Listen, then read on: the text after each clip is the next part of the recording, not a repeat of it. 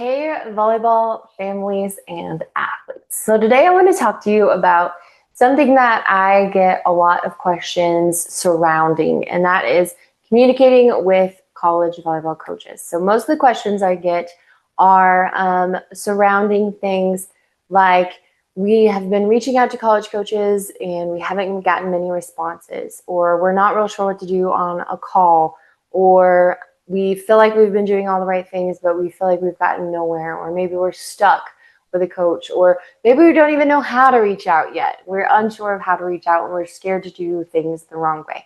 And I get it. These are all super valid questions and feelings and frustration. And there's not a lot out there that actually help in a individualized way. There are a lot of email templates and a lot of generic advice. But if you don't know me yet, or maybe you've just barely gotten to know me, I'll explain why I definitely like to stay away from that. And I'll even explain why I love giving you the generic advice for free, because that's not where I work. That's not where I get kids results, because generic advice or advice that could possibly work for all sports is something that may work for a specific set of kids. But with volleyball, it already has the lowest percentage of high school to college players, and it already got cut because of the NCAA ruling. So those roster spots are even smaller. Some programs got demolished. Some programs just got put away. So we as a volleyball community can't just rely on the generic advice. We can't just rely on paying these big companies thousands of dollars for them to tell you something that you could have either got in a Facebook group, or by asking a different parent a question, or on my videos, or in any of my resources, right? So that's why I really love to dig into this stuff. And that's why I love giving you the generic advice, because you at least have that, right? Then you can move forward from there if you want to increase your chances of success. So most of the time, people will kind of tell you that for recruiting success, or for things to go well for you in the recruiting process, you need to go to these national qualifiers or a showcase. So what they're promoting essentially there is proximity or closeness to a college coach, because the college coach is physically there. So they're essentially selling you or promoting you on the proximity to a college coach. But let me tell you this, and it may reframe kind of how you think about all of this recruiting process as a whole. If I was to say, hey, we're going to go walk down the street and we're going to walk right next to this really famous person and you'll probably become a millionaire.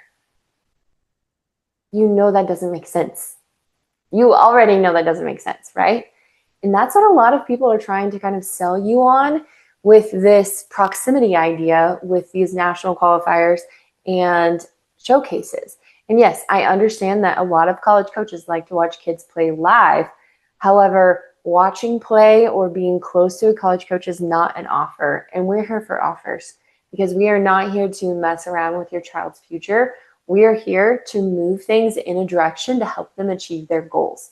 And proximity to a college coach is a stagnant, stand-still point that's not moving us towards our goals. It has a really, really low ROI, return on investment, because you are paying thousands of dollars to be there at that weekend, at that day, and you're paying for proximity. You're not paying for communication with college coaches, okay? So keep that kind of in mind as we continue to talk through this.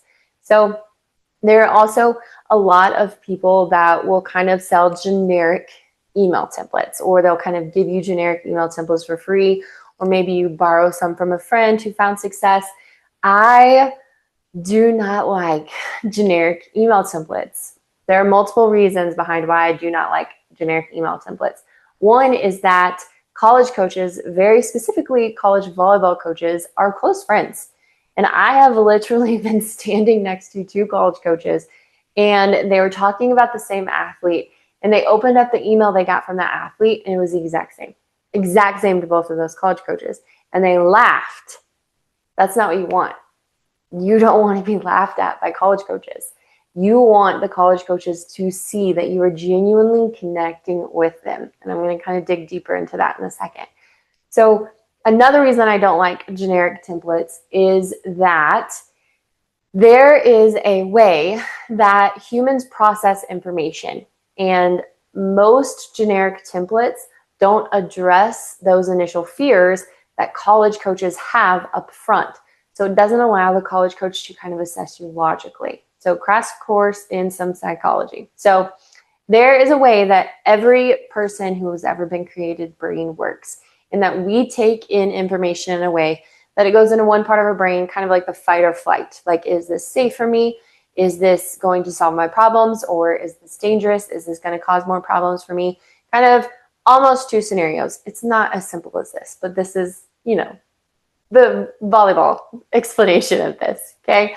So if you are sending a generic email template to a college coach and it does not answer those conscious or subconscious questions that they have about a potential recruit, even if they do allow themselves to watch your film, they're watching it in a mind frame that is like danger, danger, red flag, red flag. So they're going to be a lot more pessimistic about watching your film. They're going to see a lot more of your mistakes. They're going to see a lot more of your form issues. They're going to see a lot more of your communication issues than they are going to see it if you do address their initial fears, show them that you can add value to their team, show them how you could solve their problems. That way they're assessing you more logically. They're looking at you saying, okay, this kid has potential. I could fix that issue for that kid. This kid does this really well. Oh, we're missing that from our team. This kid has this. So when you have a generic email template, you're not taking any of that into account. You're just pushing something out, hoping that your kid's skills are good enough to get them to the next level. But you've been at these club tournaments. There's a lot of really talented kids out there. So if that's what you're depending on to help get them noticed, no wonder you're frustrated. I absolutely get that. I absolutely understand. That frustrates me for you. I'm not saying it's your fault. That's just what has been pushed and pushed. And that's what these big companies and these big groups and these people that have these books out that have been printed for years have been telling you to do these generic things. And that may work for a handful of kids, but volleyball recruiting already has the lowest percentage of athletes that go from high school to playing in college, especially in women's sport, than any other sport. So we don't have time to mess around. We have to be very strategic about what we're doing and save the generic advice for other people that aren't serious about reaching their goals.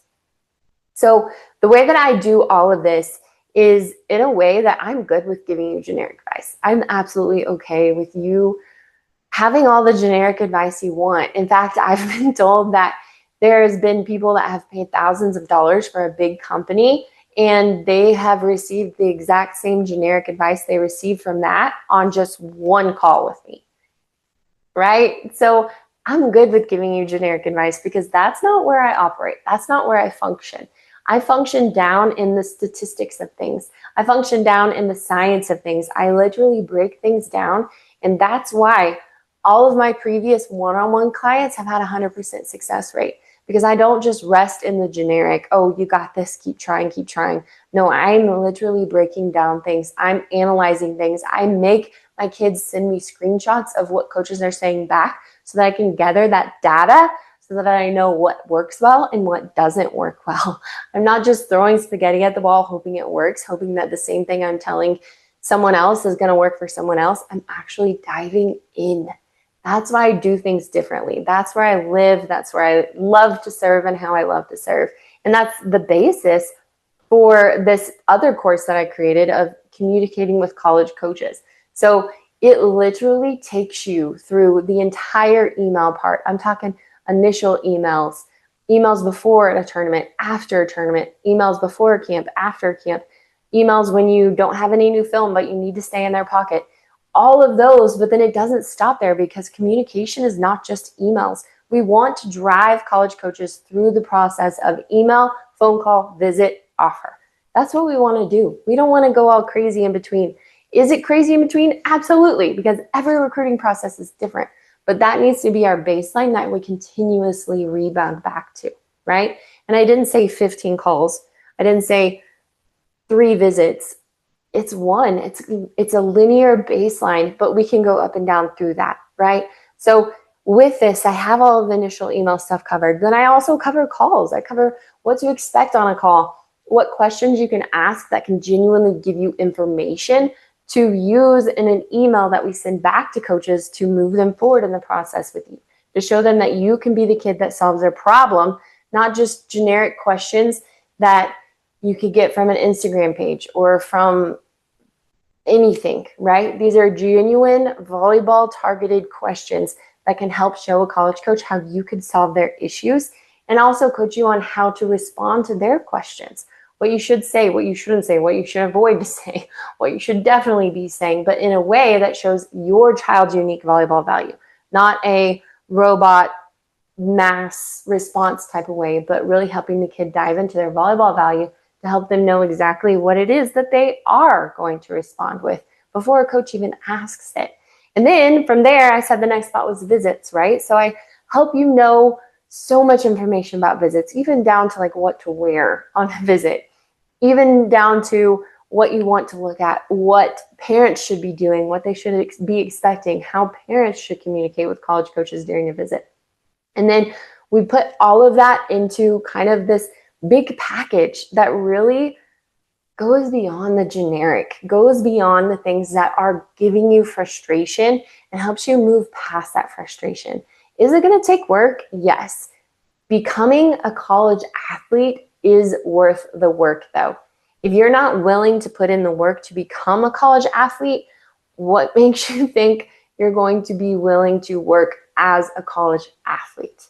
That's where I think a lot of kids and families go wrong, is that they did the recruiting process kind of in a generic way, and the kids just outstanding athletic ability was able to kind of carry them through. But I am seeing a major trend, and that's not enough now.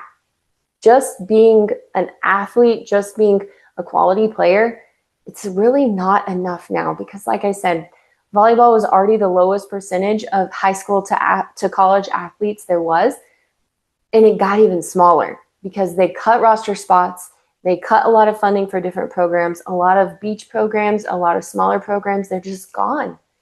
So you can't mess around, you can't do it the generic way, and you also don't have to pay thousands of dollars to do it a different way, right? I want to make sure that your ROI, your return on investment, is much better than what you're currently doing. So right now you're paying for proximity to a college coach. You're paying thousands of dollars to be there one certain weekend. What have you actually gotten out of that? Whereas this system, you're paying way less than most showcases cost, one-day showcases. You have this information to use through your recruiting process, and you're going to be getting offers. You're going to be getting communication. You're going to be getting results. You're going to be driving coaches through the process in a way that makes them want you on their team, right? So all of that to say, if you're ready to stop doing things in a generic way, if you're ready to get an actual return on investment for your money, for your efforts, for your time, you have to check out this system that I made for you. There is a button below, there is a link below that you can go. You can read a little bit more about what all is involved. It's jam-packed full of information. I really, really want to help you, not in a generic way, like I said, but in a deep down dive look of what the intricacies of recruiting are. And that's why I've been collecting data. That's why I've been doing this for so many years, is because I know what it felt like to have the generic information feel like it was failing me, because it was. And I know what it felt like to get somewhere barely, literally barely. And I don't want that for you. I want you to be able to have options. I want you to be able to have your choice. I want you to be able to make an informed decision. I want you to be able to do things better than I did them when I was going through the recruiting process, right? So if you're not already, make sure you're subscribing, make sure you're following along for all of the volleyball recruiting advice you could get, and make sure you check out the course. The link is right down below. If you're seeing this before June 15th of 2025, there may still be a special offer available for you. So run, hurry, click that, check that out. I'm super excited to help you. I'm super excited to get to know you better. And comment below. What do you think about this? Is some of the things I said new to you? Is some of the things I said kind of help you put things in a different frame of mind? Is it almost shocking to you? Because some people have said some of the information I say can be shocking. But that's what I want to do. I want to bust myths. I want to make sure that the holes of what you've been told are filled up so that you can actually get through the recruiting process in a successful way. So thanks for your time. I hope you have a great day, guys.